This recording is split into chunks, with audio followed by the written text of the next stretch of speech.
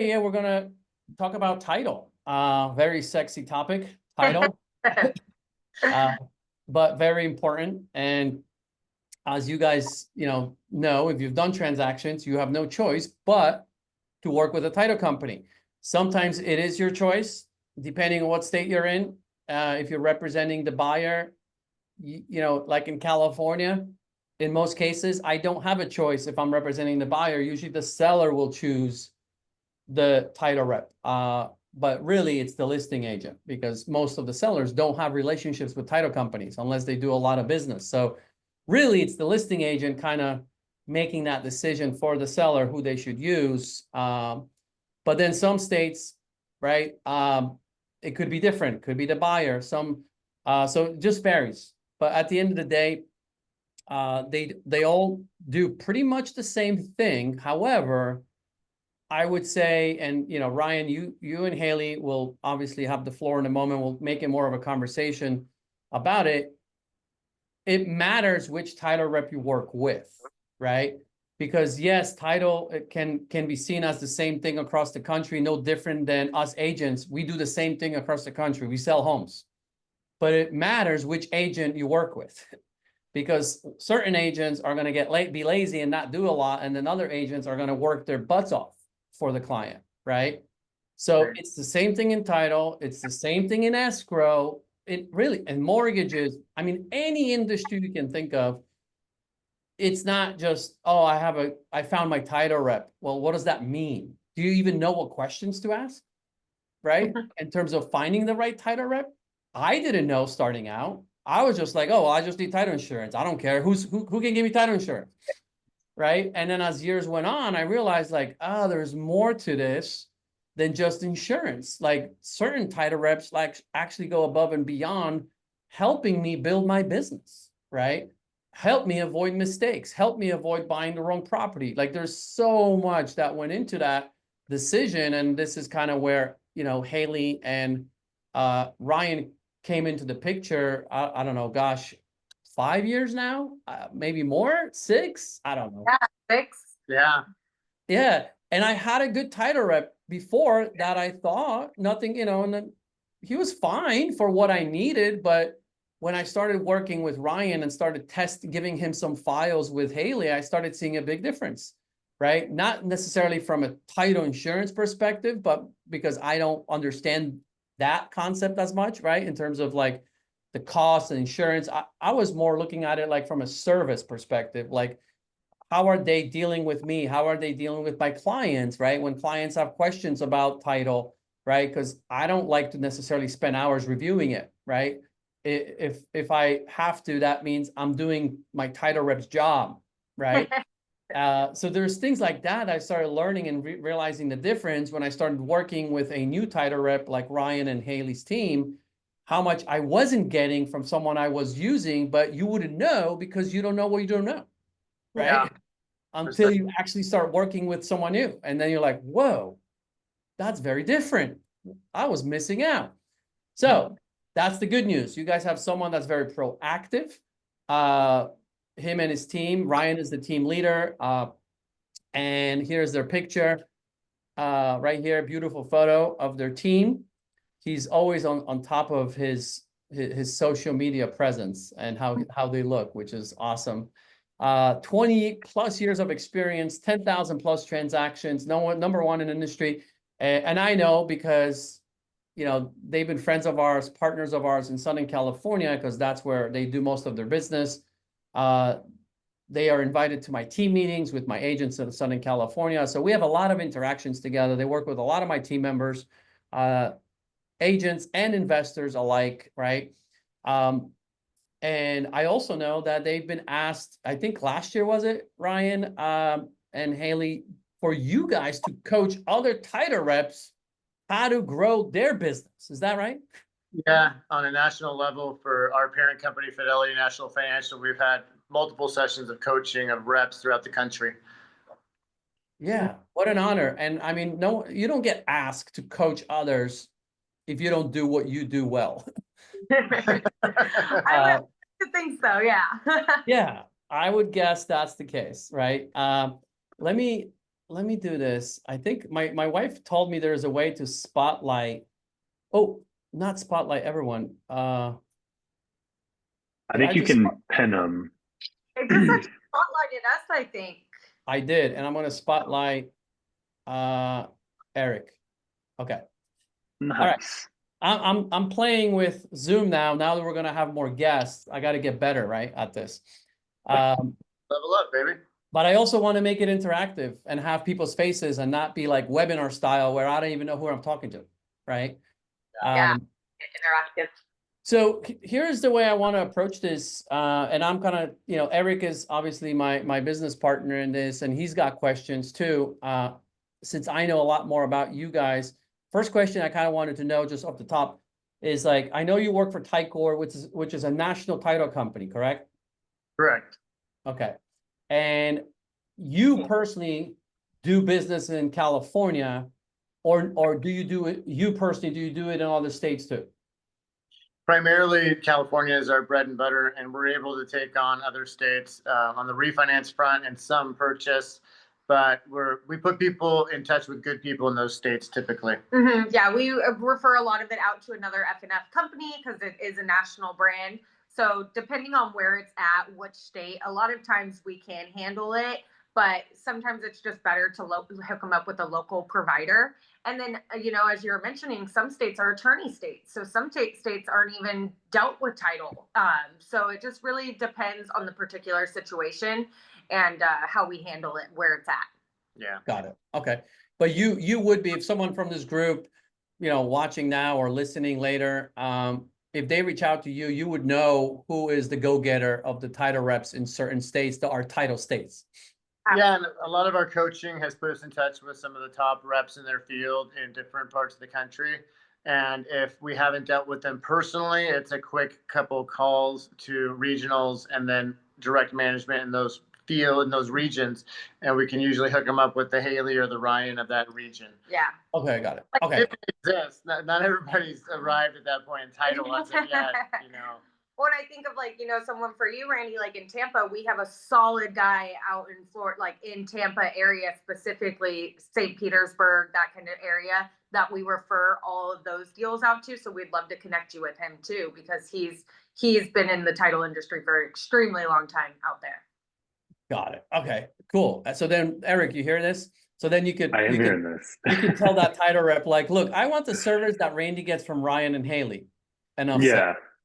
Yeah. And Randy, I know we were talking about kind of like this, coming up with this topic and what to talk about. Title, I think I'm kind of where you were at 6-7 years ago, where it's like, I just look for the title insurance and like decent communication. But when you were telling me, what Ryan does for you in San Diego, I was like, wait, hold up. Like, this sounds awesome. So, and I think we can talk a little bit about that, but what do you guys think you do to set yourselves apart from other title companies locally? Well, I mean, we definitely make our efforts in the relationship customer oriented. And what I mean by that is we all know that we need a commission, we need a title, you guys do deals, you need title, but you also have recruiting issues. You have finding projects for fix and flip or for syndications, or having a web of accessible other vendors that are super reliable. So we approach our job to identify the obstacles in your pathway and help bring solutions to bear on those obstacles. So it's really a customer-centric approach rather than an ego-centric approach, which works in all aspects of life, as we know. But particularly because we get to broker deals between people who need product and agents that don't know what to do with a probate. Well, that's like a male-female extension cord, right? I can plug those two together and it's probably a fit, or could be. And that's what, take that analogy and just expand it over the whole footprint of the real estate space. That's what we attempt to do. Yeah, I think, kind of what you guys were saying earlier, it's like, well, isn't title insurance? Like, don't you guys handle the same thing? And at that level yeah, of course, title companies, we all do the same thing, but it's how we set ourselves apart. And, the best ability is availability. And Randy knows that if he has something going on a file, he can count on us. He knows we're going to jump on it, that we're going to be right there handling it. We're a very investor-friendly title company here in San Diego, in California as well. We have a lot of clients up in NorCal that use us because of our hands-on approach with our clients. And to Ryan's point, a lot of our you know, investors, agents, lenders, a lot of it is lead generation and lead conversion. So we Yep. come up with tactics and systems and business approaches to help our partners really find those opportunities, because we're in real estate coaching, we're in investor coaching, we're in different real estate coaching to help our clients with their issues, not title coaching to go over the prelim on item number 9. That's going to give us a little bit of a hard time. We want to be able, because that's where we start, like that's where the service level starts. But how can we get our agents more deals, our investors, help them find more opportunities to get more deals on the board? Because then it becomes symbiotic, right? Because we want to do more titles, so we want to help our partners get more deals, and that's where we have really helped. And that's kind of where I want to like almost separate. Maybe I was thinking the conversation to like the acquisition side, right? How do we engage with the title rep? And then the disposition side is also as important, right? That we can tap into. So acquisition side is probably the biggest bucket, I would say, where we could leverage you guys, right? So like I know personally, like when you guys come to my investor meetings in Southern California, I always encourage everybody to meet with you guys individually, right? Everyone's got different goals, right? Everyone's got different budgets. But if anybody wants to do direct mail, as an example, right? Or pick up the phone and do dialing, right? They can, I said, well, if you don't necessarily have the money to pay for Property Radar or this, you know, there's so many software providers that might get you the data, but it's costly, right? It might be a way to start with a title company, right? And they can get you a lot of the data. So how about, can you break down some of the lists that you guys are able to get, for example, for us in California, right? And when I say, and I don't want to leave anybody out, because if you just join us, Ticor is national. They can hook you up with someone in your state if it's a title state. So when we're speaking about this, this means it can be done in your area, right? So with that said, Ryan and Haley, like talk about different lists, like what does a meeting like that look like with an investor? Well, I think just to put a ribbon on the mindset of what separates us is like, also I've been through syndication investments, through buying, adding ADUs and selling, through disposition on those, and currently have flips going on. So it helps to have somebody that understands your position and is currently an investor, as well as working in the title space. So that's another thing that makes us different, is our perspective, but very, very much emphasizing the customer-centric approach rather than the Ryan and Haley centric. But in terms of data, we're huge on data because data means deals. And so here in San Diego, we help our clients target distressed homes, meaning there's a demographic or a financial hardship on the seller that is a leading indicator of a housing change, because there's a life change happening. Mm-hmm. So divorce, bankruptcy, probate, affidavit of death, notice of defaults, that type of stuff. So we help root out and point out the properties in the county, in LA County, Orange County, Riverside, and San Diego in particular, so that we can get them at least targeting their messaging to the right audience that would need a cash exit from their property or has a high likelihood of that. But there's any other overlays you can do on data under the sun that we can help you guys target, whether it's multifamily or other intentions or targets that you guys are going after. Different, you know, we have one investor that they want specific zoning targets, and they'll give us the overlay of the specific areas that they want to target in that zoning. And we're able to pull that data and get them the homeowner's contact, or even if it's another, you know, mom and pop investor and they got 5 units and it looks like it might be in a little bit of a financial hardship, but they know that they could probably scrape it and build more units there. We're able to help find those opportunities and those kind of deals and those zoning information. A lot of it too, a lot of ways we help a lot of our realtor partners is just, you know, circle dialing to circle prospecting. So we're able to. So hold on, before you get to that, because that's like a whole nother topic, right? Whole nother list. I want to go deeper on the list. Feel free to interrupt, because we can go on and on and on. Yeah. No, this is now, you know, and I've talked to you for so many times, but I have always more questions. So talking about lists, right?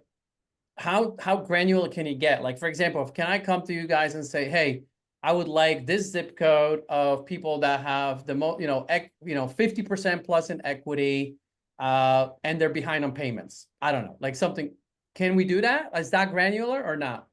Yeah, well, and I'd like to say that title companies at large in California have compliance regulations. So we help put you in touch with the people that can get this data to you, and have all those outlets available. So we are a conduit of that. But for if the Department of Insurance is watching, we act as a conduit for those things. And definitely Got it. types of things. However, yeah, you can get as granular as you would like. And some of it just simply isn't available through title portals, but then we go to lead sources that are third-party vendors that can provide that. But between, some of the online portals. Sorry, and fly. Yeah. Yeah. And what is Jeremy Cooper's? Oh, like PropStream, Prop Property Stream, Radar, like you were saying. But, getting as specific as that actually helps us because it really helps us get granular on exactly what we're looking for. And if you gave us 5 specifications, we compliantly maybe are only able to pull 3 out of the 5, but at least we're getting somewhere to what we're looking for, and we're at least fishing in the right pond. So we're able to pull, if you get as specific as you want, like if you want somebody that has in a certain zip code with 2 stories, with a swimming pool with positive equity that has a notice of default on their property, we can find that. We can get as specific as you want. And like I said, if there's a couple categories, like we can't get if they're late on credit cards, like we can't get that because that's not something that's recorded on the APN. Or like if you want to view, it's difficult to have reliable data on whether there's a view or not. Like the buyer must have a view, because we help like an agent that has a $3 million buyer to identify the homes that fit into the criteria of that particular buyer, so that the agent can go to those sellers and try to strike up their own off market, right? Maybe they engage a seller that they bring a buyer to, and voila, you go into escrow. So things like view, there's some that are a little gray or not as accurate, but most of the time we can get people very close to their desired target. Like a lot of our investors, they want people that are in that baby boomer generation that are going to be moving out, that have owned their home for 30 plus years. That probably is not in the greatest upkept condition. 2 stories, certain zoning. A lot of our investors want it to be in the transit area as well. So we have the map that overlays on the transit area, so we can see exactly how many units they can build if they take down that property. And then we're able to get that data, skip trace it, and get the cell phones and emails. So get very, and that kind of leads to well, maybe before we go into that conversation, anybody listening, any questions about data for Ryan and Haley? Let's make this interactive. I don't want this to be the main show. So Glenn, go ahead. Yeah. So I heard you say something about insurance agents, and I know you're recording this, so if I'm going out off the range, just let me know. So I have a friend, right, who has access. So, there's a software, begins with an F, ends with an H. And it allows me to pull. So it was introduced to this idea that I could benefit from this relationship, right? But me, I just got access to all this data. Now I feel like I'm drinking out of a fire hose. Not even a fire hose, a fire hydrant.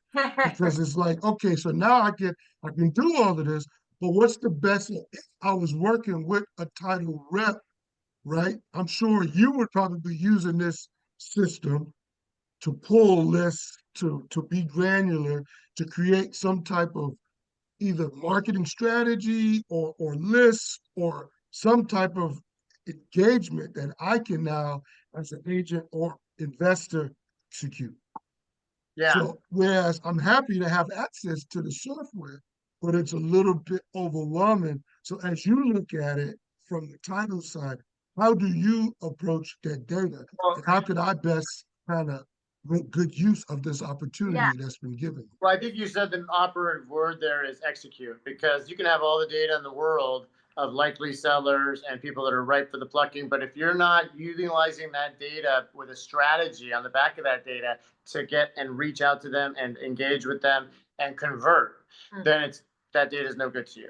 So we help and sit with our investor clients, our agent partners, and develop a strategy that we've seen work. 23 years in the business. She's got 11 years in the business. So we have enough experiential knowledge to point them in the right direction. And then look, what will you do? Let's start there. And then let's expand on what we see working in the marketplace, and then let the two meet up. Well, and to answer your question, Glenn, something that we do, yes, we have those title platforms as well, where you can go in, you can create the most amazing list and all this. But to your point, it's like, okay, well, now I'm really overwhelmed because what do I do next? So we actually, and I would talk to your title person that you have out there that's given you access to this platform and say, look, I want to be able to give you what I'm looking for specifically. I want you to pull it and give it back to me with the criteria that I'm asking for, because it does give it a little, that's where we take a lot of it off our plate for our investors we work with. Because you can go in those platforms, and I'm sure you found you can spend hours in there, hours creating things, doing this, and then, but then you're not actually executing on it because you're not making the calls, you're not reaching out to the people. So we tell our partners, hey, give me what you're looking for. I go into the system, I pull that criteria, give it back to you with a nice ribbon on it and say, hey, these are the exact people that you were looking for that should be great Now for you go outreach. call. Now you call. Step on doors. Yeah. Engage, Mhm. because Yeah. that's empowering you, right? Yeah. It's access to the data without a strategy is nice, but then you're It's left. like a sugar addict in one of those candy stores that you see in the, Yeah. in the malls. When you can You're feel like, busy, you can I draw all love the candy. I love leads. I love people with this issue, that issue. You can layer the issue. You can combine the issues, and now you got lists out of the wazoo.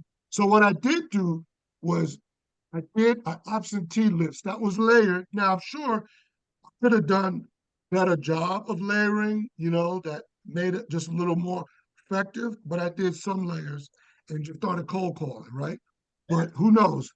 If I knew what some of the other data points were that were more productive, Yeah. maybe I would have added those layers and maybe it makes that list better. Yeah, and I would ask them, talk to them, say, hey, what are we seeing? What are you hearing out there where it's actually real likely sellers that could hit my distress data? Like, I was mentioning the baby boomers with 2 stories. Like those people, we're seeing a lot of those people sell because they're going into retirement homes or care facilities where they no longer can have the 2,000 square foot home to like 2 stories. It just doesn't make sense for them anymore. And those houses usually aren't dated up to date and super modern. So it's right for an investor to go in and make those connections with those people. So finding those different sources, like, distressed is always like, if it's distressed and if it's a divorce or a bankruptcy or notice a default, notice a trustee sale and an absentee owner, that's probably a good chance they're going to have to sell that property, because that we know that the owners are going through some kind of life change that's probably going to dictate a housing change. So here, Glenn, I'll give you another tip related to this. So one example, like how, and maybe we're going to start crossing over because it's similar activities as far as, acquisition, disposition. It requires an outreach, right? Regardless, right? So what I'm getting at, like, for example, recently, one way that Haley and us are working together is they would pull lists of people I just listed a property for an investor, right, in San Diego. She would pull a list, 300 people or so in the area around the perimeter of the house, right, with phone numbers, as many emails as they could get, right? She would send that list to my escrow officer. So because they work very well together, they know each other, 2 different companies, right? But it's a go-getter escrow officer, right, team that I work with. And that team, they have virtual assistants doing the outbound calls, inviting those people that Haley and Ryan gave to her, right? Inviting them to my open house. I didn't pick up the phone, right? but then at the same time, I have the Slide Broadcast. I don't know if you heard of that platform, Slide Broadcast, right? If you get an account of Slide Broadcast, right, you load up some credits, whatever, $25, $50, then Haley says, hey, record a voicemail, send it to me just on your phone, like record like, hey, I have this beautiful home hitting the market this Saturday, as our neighbor, we would love to invite you from 12 to 2, blah, blah, blah, right? I quickly record it. I send that to Haley.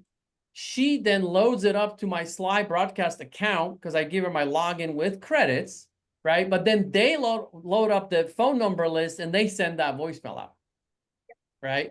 You get Yeah. more warm bodies through the open house. You get more opportunities from the calls, from the voicemails, and all you did was have a listing, right? That's And- it, right? Yeah, Like- or wholesale property, either Right? way. So you Like, can do that same thing Yeah. on the acquisition side, right? Yep. Where I could say, hey, Haley, here is the list I want to target. Here's the voicemail I would like to drop for this seller avatar, Cool. right? Yeah. That we've identified. Can you go and drop that voicemail? I recorded it. Here is the voicemail. I send it to her via Right. text, and she'll do it. I mean, Right. Rick, like the distress list that we send you on Fridays with all the divorce from Ken and all them, like I've told a lot of our agents and partners that we work with, like what I would do, and nobody has taken me up on this. No, and I'm like, this is how I would work I mean, it. we preach it from the mountain. Is I would take those lists and I would have a voicemail drop set every Friday. So as soon as I get those lists, I upload it in a slide broadcast and I would have a voicemail drop going out to all the distressed people at once, just saying, hey, this is Haley. I'm just reaching out. I'm canvassing your area directly today for sellers because there's still not a lot on the market. And between my team I'm working with, my lender I work with, and my investor, we are always looking to pick up properties in your area. So if you've had any thoughts of exiting your property or need a quick close, I'm here to help and I look forward to talking to you soon. And dropping that as a voicemail blast and hitting all the distressed people at once. And then the following day, seeing who hits me back up with it, calling those engagements, and then going through the list and calling everybody that received the voicemail. And now see how I'm following up. So there's a different psychology because it's like, hey, this is Haley. I'm just reaching out. I wanted to make sure you received my voicemail because we're really trying to canvass your area to find any sellers right now because we got buyers that are looking for your home. Yeah. It could be your home. It could be the next person I call. Well, the live call is not a cold call, it's a follow-up call, and you'll make Right. follow-up calls, whereas you won't make cold calls. And you see, yeah, I think it's starting to come into focus what we mean by customer-centric. Like we're teeing up the activities and the execution part. So we go from theory to execution. Because if you're messing around trying to find the data, if you're trying to set up slide broadcasts on your own, you're not building content, you're not engaging customers, you're not doing happy hours, you're not prospecting. You're stuck in the in the weeds. in the pulling the list thing and all of those. So that's why we empower the agents by teeing them up and helping them get right to the point, and then all they have to do is hit the button or execute on the follow-up call, and it just makes it as easy as possible because the more our customers do, the more we get to win with them. Mm-hmm. Yeah. You guys have folks up here in the state of Pennsylvania, and clip this. I mean, this firm that they have a brand, but they could be layered on top of Tycor, and I wouldn't even know, right? Maybe, I don't know, or But we'll talk Fidelity or whatever. offline. Yeah, let's talk offline offline. and Please. definitely- Yeah, you guys connect with, if you guys have specific questions to your area, like, put your contact info later, Haley and Ryan in the chat too. Yeah, we do that. But I want to make sure we don't disregard Thelma. Thelma had her hand raised for a long time. Look, she was holding it this whole time up very high. Go ahead, unmute yourself and go ahead, ask your question because we kind of went tangent then. I was listening intently to Ryan and the young lady there. Sorry, I didn't get your name. Haley. About engaging the title companies from an investor perspective, but me and my partner Chloe, like I'm from Ohio and I am a notary public specific to real estate signings, right? And now in Florida. And we were looking to still re-engage in that area. And it was interesting when I saw the title is when we go to sign documents for title companies, how do we engage them for this program here or to get more leads or whatever? So I was trying to pick as much as I could from how you said you work with data and things like that. Well, just like every realtor or investor is not operating at the same level, title professionals operate at various levels on the spectrum of professionalism, forward thinking, and customer centric kind of approach. So allow us to talk again and find you and match make a little bit in Florida, especially. We have a couple different resources. She's in Ohio. Sorry, Ohio. I heard. No, I came from Ohio, and Glois and I, who is from Florida, we are both working in Florida. Oh, okay, got it. Yes, I know now. Thelma, I know. Now I connected the dots, who you are. Yes. Yeah, so we'll be happy to connect with you and find the Haley of Florida and Ohio for that matter, and help Yes. you connect with the right people, because some folks are just happy to come, clock in, clock out, close deals, and function as a robot in title. Other people are make a business out of it and really aim to help their clients get to the next level, because if you have enough of your customers getting to where they're going, then you're going to get to where you're going. That's for sure. Okay, thank you. Because I've never closed the door on even realtors in Ohio, because you never know how you may need them in the Right. future. Right. Yeah, we'll definitely be able to help and connect that for you. Mhm. Thank you so much. Of course. And so obviously, you know, marketing is a hot topic, list generation, which we've talked about quite a bit. And maybe I'll show you guys just for, so you can see this. I have an example. This is only a portion of the 300 people that the escrow company called, right, on my behalf. They got this list from Haley and Ryan, and the greens are the hot leads, right? And the rest are cooler, right? But there is business I can probably get from the top, whatever 8 there you see in green, and they leave me literally notes about what that VA virtual assistant for the escrow company talked about. Now, That's not all escrow companies will do this, right? This is one of those go-getter escrow company representatives, just like Haley and Ryan are in their title area. But I'm just showing you what's possible with the right team, right? On Yeah. both sides, on title and on escrow, right? If you're not an escrow state, you're an attorney state, well, then you don't have that option, right? And I would guess most attorneys are not going to be doing virtual call outs for you. That's my guess. I worked in an attorney state in New Jersey, and I don't think he would provide that service. Maybe I'm wrong. Maybe I worked with the wrong one, but then I would really lean into the title person more. You Well, want to say that's- something, right? I was just saying, well, the mortgage sponsor we heard from earlier, I forget his name, forgive me. Addison. Addison. Addison, I'm sure can sit with you and help you with a lot of these strategic approaches, and together you could probably find the data in the lack of an escrow professional, or like Randy just said, really lean and double down with the title person, because you get a proactive title person who understands like the kind of game we're playing here. It'll really elevate your business, because you're going to leverage the relationship, and it's a win-win, because the more you do, the more titles they get, and both parties are making money together. But there's a partnership at a deeper level with title professionals that take their job seriously in terms of getting the agent fully weaponized and empowered to do their job at the highest level that you're probably not experiencing currently. And just to add on to that, you know, it's hard making calls. It's hard hitting all those numbers and having that kind of dashboard, but that's where technology you can also utilize, like the slide broadcast, where you can do one outgoing message and hit 200 people at the same time.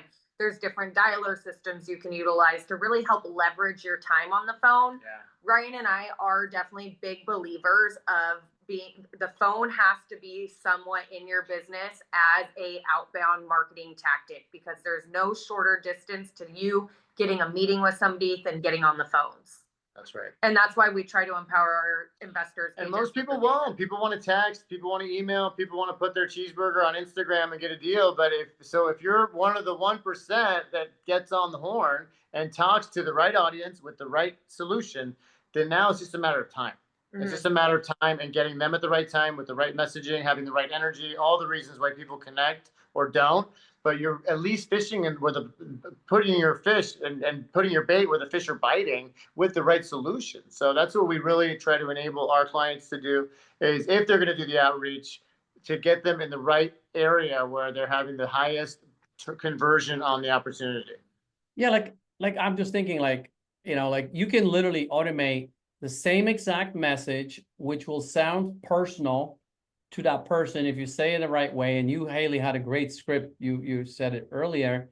And I could just be like, hey, Haley, every Friday, I want you to hit these people from my list that I told you about. So please scrub the list every Friday. Send this. Here's a login to my account. I'm loading up credits, and then it just starts happening on autopilot every Friday.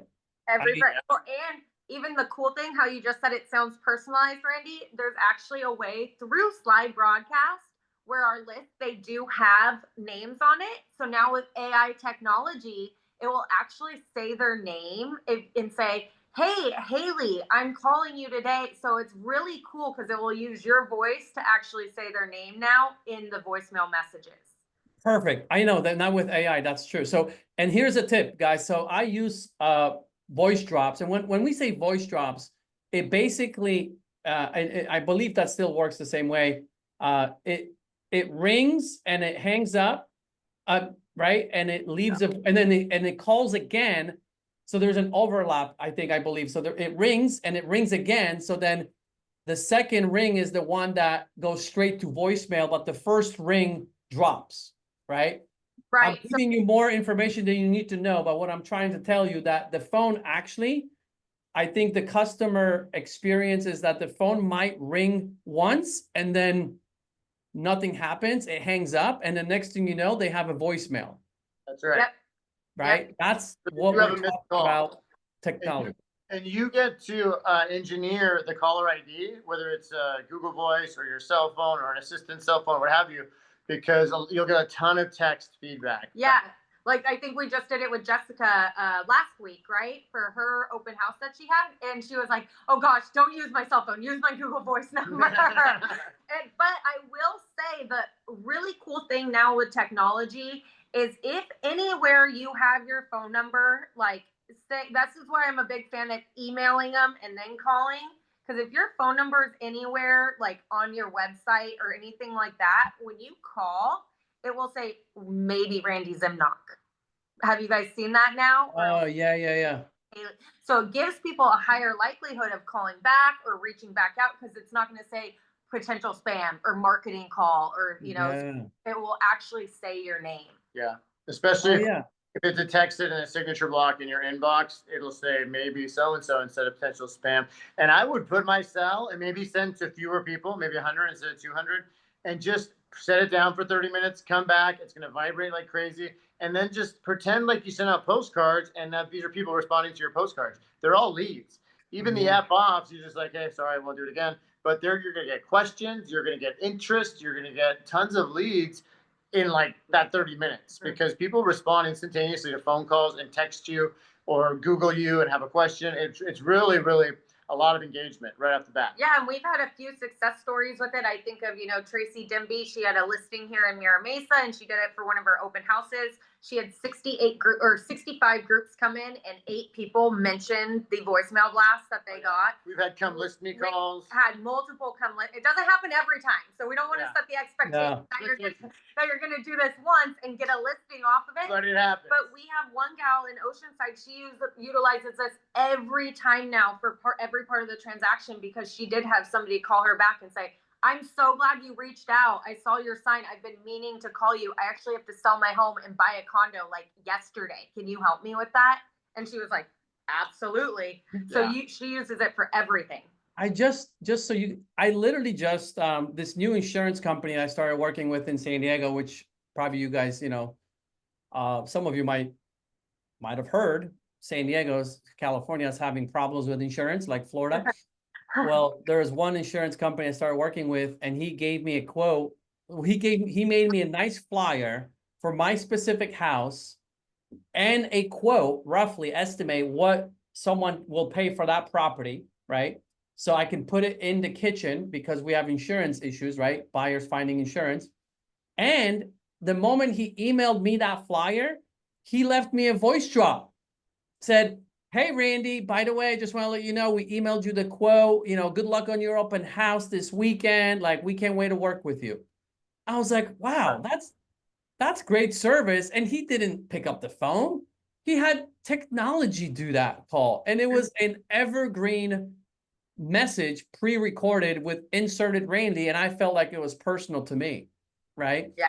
And this just happened literally like an hour before this like, this is what people want. Having systems and tech on your side is huge. I think leaning into technology, you know, we can be afraid of it. It's coming for us. It's doing all the things. But when we utilize it as a tool, it's just a tool for us to get more leverage, for us to be able to have more conversations, more personalization on things. I mean, there's crazy AI now where you can record a video and have it transcribed. You do one video, transcribe each message. You can change your shirts on it. You can change your messaging on it, and it changes your eyes and your mouth. So it's like, we're just trying to work smarter, not harder with technology. And I'll add this because I have so many other questions and we have like 7 minutes left. But I do voice drops for land deals. Some of you know, I also have a land business and we flip land. So we do voice drops for sellers, right? On land. And we heard and found, I don't know the stats, but from my understanding, a female voice converts better on the voice drop than males. So we had my male business partner record the message, but then he used AI to just change it to a female's voice. And then we use that to do the drop. Yeah, that's good. I don't know if it's true. I just heard statistically somewhere that potentially you get a higher return of calls because it's a female. And then he, you know, when they would call him back, he'd be like, oh yeah, that's my assistant. Right. And he made up a name for that assistant. So I want to transition real quick for the last few minutes. You know, okay, great. Now we have leads, right? And obviously I've used you guys to do research, right? And before I start wasting a lot of time going down the rabbit hole of, you know, negotiating, going crazy with this now hot seller lead, sometimes I'd be like, hey guys, can you just do a preliminary search real quick just to see, are they being truthful? I don't think something is off, right? Yep. Right. So not every title rep will, of course, do this unless you guys start doing business together, because that nothing is free. At the end of the day, everything we're talking about costs somebody something, right? Right. But that's how I've used you guys quite often, you know, sometimes before we even submit an offer. And most of the time after we get our offer accepted, of course, right? We get everything checked. But in wholesaling, as an example, when I lock up a piece of land and I have 90 days to disposition it, I don't start marketing that property until I get a quick title run through it, because the last thing I want is find a buyer and then later find out that I can't even sell it because there's 3 heirs and they all are fighting, right? Yeah. Yeah, we are happy to give handicap the situation and give a quick and dirty look on what we can anticipate in terms of obstacles on the title, what we're going to need to overcome, what debt has been encumbered again, and what liens or court issues or violations might be of record that we're going to need to sidestep in order to have a clear closing. And then you can assess whether it's worth your time taking on the project. But we do that all the time, especially for, you know, VIP customers. But that's a very basic thing we're happy to do. Well, and I think too, for somebody like, you know, an investor like you, Randy, who is putting offers in on properties and who are doing these things, you really want to make sure that what you're buying is something you can build on or something you can disposition and sell, give it off to somebody else.